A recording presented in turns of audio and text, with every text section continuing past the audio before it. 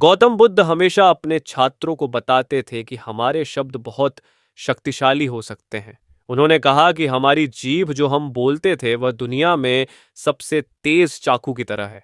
उन्होंने यह भी कहा कि दुनिया में सबसे खतरनाक हथियार हमारे शब्द हैं, भले ही वे लोगों को शारीरिक रूप से चोट नहीं पहुंचाते हैं। हमारे शब्द लोगों को भावनात्मक रूप से चोट पहुंचा सकते हैं। हमारे शब्द ताकत का स्रोत हो सकते हैं, लेकिन वे एक कमजोरी भी हो सकते हैं। अगर हम नहीं जानते कि जब हम सही समय पर दयालु और बुद्धिमानी से बोलते हैं तो कितना बोलना है, तो यह सफलता की ओर ले जा सकता है। लेकिन अगर हम निर्दयता से या गलत समय पर बोलते हैं तो ये हमारे जीवन को बहुत मुश्किल बना सकता है। आज मैं चुप रहने के महत्व के बारे में एक कहानी साझा करूंगा और इसमें आपके जीवन को बदलने की शक्ति कैसे है। ये कहानी आपको यह समझने में मदद करेगी कि एक समय था जब भारत में एक प्रसिद्ध बौद्ध भिक्षु था जो जंगल के अंदर रहता था। तो वह बहुत शांत था। एक दिन एक राजा उनके पास आया और कहा कि आदरणीय भिक्षु, मैं हमेशा थका हुआ महसूस करता हूँ, निराश और परेशान। मेरा मन बहुत बेचैन है। भले ही मेरे पास सब कुछ, धन की प्रसिद्धि है और जो भी विलासिता की इच्छा कर सकता है, वह अभी भी मेरे भीतर कोई आंतरिक शांति नहीं है। ओह भिक्षु, कृपया मुझे इस बेचैन मन से छुटकारा पाने में मदद करें। भिक्षु ने कहा कि तुम्हारे भीतर पहले से ही उत्तर मौजूद है, लेकिन तुमने उसे कभी खोजा नहीं है। मैं एक प्रयोग करना चाहता हूँ। क्या तुम वह प्रयोग करना चाहोगे? इस प्रयोग के बाद तुम्हारे जीवन में कोई अशांति और चिंता नहीं रहेगी। राजा सब सुनकर बहुत परेशान हुआ, लेकिन मैंने भिक्षु को यह बताने से डराया क्या करूं और कहा कि मैं अपने मन की शांति के लिए कुछ भी करने को तैयार हूं। तब भिक्षु ने शांत स्वर में उत्तर दिया कि अगले 15 दिनों तक तुम मेरे मठ में रहोगे और एक सामान्य व्यक्ति की तरह रहोगे। इन 15 दिनों तक तुम अकेले बैठोगे, मौन रहें और जितना संभव हो उतना कम बोलें।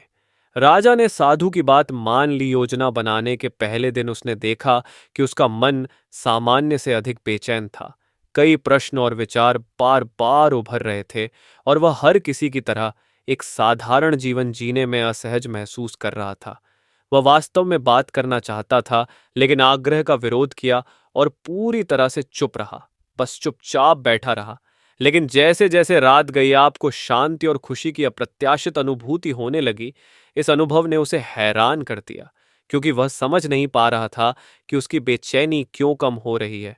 अगले दिन राजा ने एकांत में प्रकृति के फूल, पौधों और आकाश में पक्षियों को देखने में समय बिताना जारी रखा। पहली बार वह सच में अपने आसपास की प्रकृति की सुंदरता की सराहना करते हुए वह अपने चारों ओर की प्राकृतिक दुनिया को देख सकता था और उससे जुड़ सकता था। 10 दिन बीत गए और उसके मन की सभी आंतरिक बेचैनी और अराजकता धीरे धीरे गायब हो गई। 12वें दिन उसने खुद को अपनी आंखों के रूप में गहरे ध्यान में प्रवेश करते हुए पाया। प्रबंधनों ने अपनी आंखें बंद कर लीं और ध्यान की गहरी अवस्था में चले गए और उनका मन चिंता से मुक्त हो गया। अंतिम 3 दिन गहन ध्यान में बिताने के बाद राजा को गहन आंतरिक शांति का अनुभव हुआ। वे बौद्ध भिक्षु के पास पहुंचे और कहा, आदरणीय भिक्षु, मुझे पता चल गया है कि मेरा क्यों मन ऐसा था। जब मुझे अपने विचलित और अशांत मन का कारण पता चला तो उसने समझाया। भिक्षु ने पूछा, कृपया मेरे साथ साझा करें कि आपने क्या सीखा। राजा ने उत्तर दिया कि मैं बहुत अधिक बातें करता था और लोगों पर बहुत अधिक ऊर्जा खर्च करता था। अक्सर उनके बारे में अत्यधिक नकारात्मक सोचता था। नकारात्मक सोच के साथ बात करना मेरा समय बर्बाद किया और मेरे मन को परेशान कर दिया। इस व्यवहार के परिणाम स्वरूप मैं अपने कार्यों को प्रभावी ढंग से नहीं कर सका और मैं लगभग हर चीज में असफल होने लगा। इन लगातार असफलताओं ने मुझे और भी दुखी कर दिया और आसानी से परेशान हो गया। इसने मेरे जीवन पर नकारात्मक प्रभाव डालना जारी रखा। हालांकि ये 15 दिन परिवर्तनकारी थे। अनुभव अब मुझे ऐसा महसूस हो रहा है कि मैं वास्तव में अपनी संपूर्ण जिंदगी में हूँ और मुझे इससे पहले एहसास हुआ कि मैं इसे गलत तरीके से जी रहा था। मुझे यह भी एहसास हुआ कि मुझे ध्यान के लिए मजबूर करने की जरूरत नहीं है। यह स्वाभाविक रूप से होता है। बौद्ध भिक्षु ने उल्लेख किया कि यह सिर्फ राजा नहीं है, कई दुनिया में लोग आज भी बहुत ज्यादा बातें करते हैं। बहुत से लोग दूसरों को चोट पहुंचाने के लिए वाणी का उपयोग करते हैं और यह अत्यधिक बातचीत अभी भी उनके जीवन में समस्याएं पैदा कर रही है। भिक्षु ने राजा को चुप रहने का महत्व समझाया। उन्होंने एक छात्र के बारे में कहानी साझा की जिसने एक बार गौतम बुद्ध से पूछा था कि वह इतनी बार चुप क्यों रहते हैं। बुद्ध ने उत्तर दिया, मैं रहता हूं गहरा गोता लगाने के लिए चुप। मेरे भीतर मौन वास्तव में स्वयं को जानने का पहला कदम है। मौन के बिना स्वयं की खोज असंभव है। इसलिए पहला कदम है चुप रहना। केवल तभी बोलना जब आवश्यक हो, और आप देखेंगे कि हमारी अधिकांश बातें 90% हानिकारक हैं। बेहतर होता कि लोग इस पर ज्यादा बात नहीं की। लगभग 90% समस्याएं कम हो सकती हैं। जब लोग शांत हो जाते हैं तो झगड़े कम होते हैं, बेचैनी कम होती है और बहस कम होती है। यदि दोनों व्यक्ति चुप रहें तो दुनिया की कई समस्याओं से बचा जा सकता है। जो मौन का मूल्य समझता है वह अकेले ही शांति पा सकता है। उस जैसे रहो स्वर्ग। दूसरों की संगति कभी कभी हमें असहज कर सकती है। शुरुआत अपने भीतर शांति खोजने से करना महत्वपूर्ण है। मौन को अपनाना, अपनी आंतरिक ऊर्जा को प्रवाहित होने देना, अपने विचारों को शांत होने के लिए आमंत्रित करना। यदि आप जागते हैं और दूसरों की उपस्थिति से परेशान महसूस करते हैं तो यह एक अच्छा विचार है। बंद करना अपनी आंखें और अपने भीतर के साथ फिर से जुड़ें। आपको अपने अंदर ताजगी का एहसास होगा, क्योंकि यहीं से आपका जीवन शुरू होता है।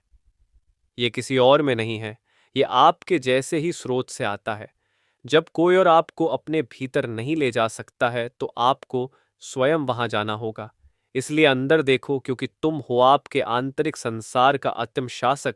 यहीं से जीवन शुरू होता है और यहीं से खुशी का जन्म होता है। जब आप अपने अंदर देखते हैं तो आप जीवन की गहराइयों का सामना करेंगे और यहाँ तक कि मृत्यु की धारणा को भी छू लेंगे। ये आंतरिक यात्रा आपके अपने जीवन को उतार चढ़ाव से गुजरते हुए देखने जैसा है। सूर्य के उगने की तरह चढ़ाव और सेटिंग।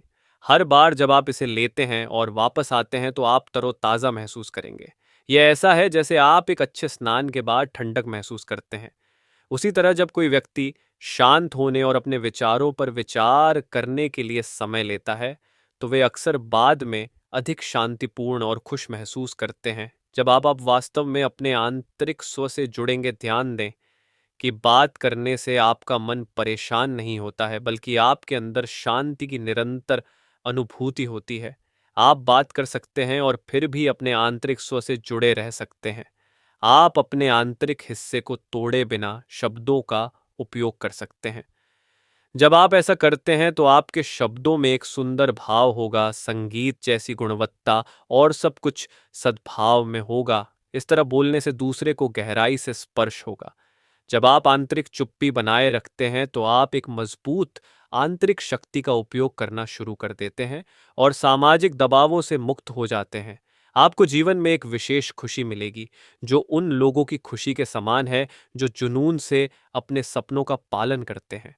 तुम्हारा चेहरा जैसे ही आप अनंत शांति के सागर में गोते लगाएंगे, एक नई चमक आ जाएगी और आपकी आंखें एक अनोखी रोशनी से जगमगा उठेंगी।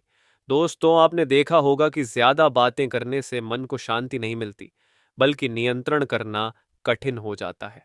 हमारे विचारों को नियंत्रित करने और ध्यान केंद्रित करने के लिए जो लोग बहुत अधिक बात करते हैं, उन्हें एक काम पर ध्यान केंद्रित करने में कठिनाई होती है। इस वजह से वे अपना पूरा ध्यान अपने लक्ष्यों पर नहीं दे पाते हैं और अक्सर जीवन का सही अर्थ समझने से चूक जाते हैं, जिससे उनकी इच्छाओं को प्राप्त करना और भी कठिन हो जाता है। देखा कि वे जो लोग बहुत ज़्यादा बात करते हैं, कभी कभी दूसरे उनका मजाक उड़ाते हैं, और जो लोग कम बोलते हैं और अपनी बातों पर अड़े रहते हैं वे दूसरों से सम्मान अर्जित करेंगे, क्योंकि लोग किसी की बातों पर ध्यान देते हैं और उनकी बातों पर भरोसा करते हैं। हालांकि परेशान दिमाग वाले व्यक्ति को आमतौर पर सफल होना मुश्किल लगता है, क्योंकि उनके काम में वास्तविक रुचि नहीं होती है। सत्य बुद्धिमत्ता यह जानने में निहित है कि कब, कहाँ और क्या बोलना है, और जिन लोगों ने यह कौशल विकसित कर लिया है वे विभिन्न परिस्थितियों में सफल होते हैं। जो व्यक्ति कम बोलते हैं वे ध्यान का केंद्र बन जाते हैं और विभिन्न गतिविधियों में सफल होते हैं। जब हम महान व्यक्तियों के गुणों का अवलोकन करते हैं तो हम पाते हैं उस पर ध्यानपूर्वक विचार करके कुछ शब्दों का उपयोग करते हैं और यह उनकी सफलता में योगदान देता है। इसके विपरीत कई लोग ऐसे होते हैं जो अत्यधिक बातें करते हैं, अक्सर बेईमानी का सहारा लेते हैं और दूसरों के बारे में नकारात्मकता फैलाते हैं, जो रिश्तों और प्रतिष्ठा को नुकसान पहुंचा सकता है।